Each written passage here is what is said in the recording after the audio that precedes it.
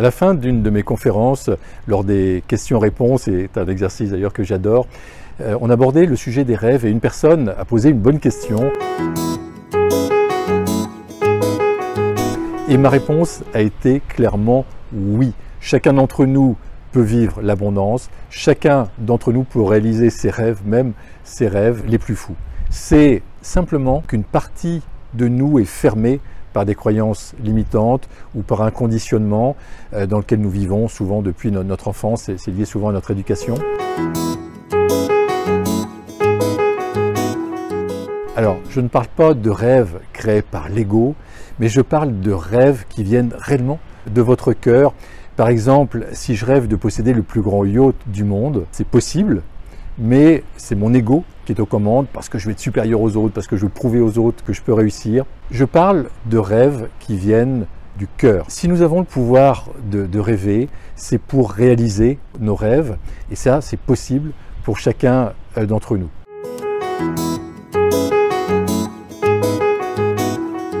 Après avoir introduit une de mes entreprises en bourse, je suis devenu un des plus jeunes entrepreneurs de France à faire fortune. Et j'avoue qu'à l'époque, j'étais très matérialiste et j'ai rêvé de posséder un yacht. D'ailleurs, j'ai visité plusieurs yachts au salon nautique de La Rochelle, au Grand Pavois. J'aurais pu acheter ce yacht, mais c'était vraiment mon ego qui était aux commandes. De même que je rêvais d'acheter un vignoble, c'était mon ego parce que d'autres grands entrepreneurs avaient également acheté un vignoble. Et quand je suis allé chercher les rêves vraiment au fond de moi, au fond de mon cœur, eh bien là j'ai découvert que je voulais vraiment acheter par exemple une maison au bord de mer parce que l'océan ou la mer Méditerranée, ça me fait un bien fou, ça me met en énergie. J'avais le rêve de créer un centre de bien-être, j'avais le rêve d'aider les gens, j'avais le rêve de créer une fondation humanitaire pour aider les gens dans d'autres pays. Et chacun de ces rêves s'est réalisé parce que c'était des rêves qui venaient donc de mon cœur. Donc ça nécessite de s'entraîner à visualiser, ça nécessite de s'entraîner à y croire, ça nécessite de sortir de sa zone de confort, de passer à l'action avec constance, d'utiliser par exemple, de créer son tableau de visualisation de ses rêves et de régulièrement donc le regarder. Rien de bien difficile, mais une certaine discipline donc, pour réaliser ses rêves. Continuez à y croire, quels que soient les obstacles.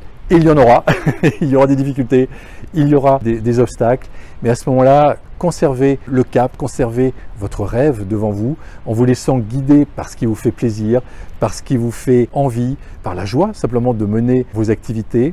En fait, dès que nous ouvrons la porte à leur faisabilité, notre plein potentiel apparaît et nos rêves se matérialisent donc progressivement. Si vous avez par exemple l'élan de lancer un projet ou l'envie de créer une entreprise ou simplement l'élan d'appeler une personne que vous n'avez pas contactée depuis longtemps, eh bien faites-le. Parce que peut-être que cette personne vous parlera d'un autre projet, peut-être que cette personne vous parlera d'une autre personne que vous allez pouvoir rencontrer qui va vous aider dans la réalisation donc, de vos projets ou de vos rêves. Donc suivez votre élan, suivez votre envie du moment. Par exemple, vous rêvez de liberté financière, la liberté c'est une de vos valeurs, eh bien inscrivez-vous à une formation sur l'immobilier par exemple qui va vous permettre de devenir libre financièrement. Écoutez une vidéo de quelqu'un qui vous inspire dans ce domaine de l'immobilier et une fois que vous avez réalisé ce premier objectif, donc beaucoup plus petit, le fait par exemple de vous inscrire à une formation, le fait de vous inscrire à une conférence, eh bien célébrez votre passage à l'action. Et en célébrant donc, et en avançant un pas après l'autre, eh bien, notre confiance, notre estime de soi s'améliore et on chemine plus facilement donc, vers notre grand rêve. Entourez-vous de personnes qui ont déjà peut-être réalisé leurs rêves. Faites partie d'un club, peut-être. Allez rencontrer des personnes qui ont réussi, posez-leur des questions, écoutez des vidéos, lisez des biographies de personnes qui vous inspirent. Ça peut vraiment changer les choses. Mettez-vous en mouvement, tout est mouvement. Si on a le même quotidien pendant 10 ans, ça manque de vie. Donc n'hésitons pas à changer d'activité, à lancer peut-être votre entreprise, à changer de lieu géographique, à changer de pays, de région, de maison.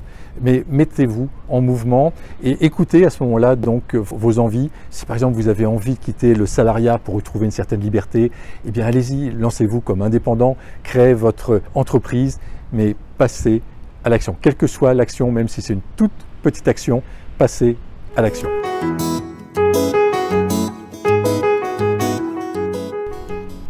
Vous pouvez réaliser vos rêves, même les plus fous. Donc ça nécessite de s'entourer des bonnes personnes, ça nécessite de découper votre grand rêve en plus petits projets, ça nécessite de suivre votre envie du moment, suivez votre élan, l'élan de votre cœur et restez centré sur votre foi, croyez en votre rêve, dans tous les cas il va finir par se réaliser.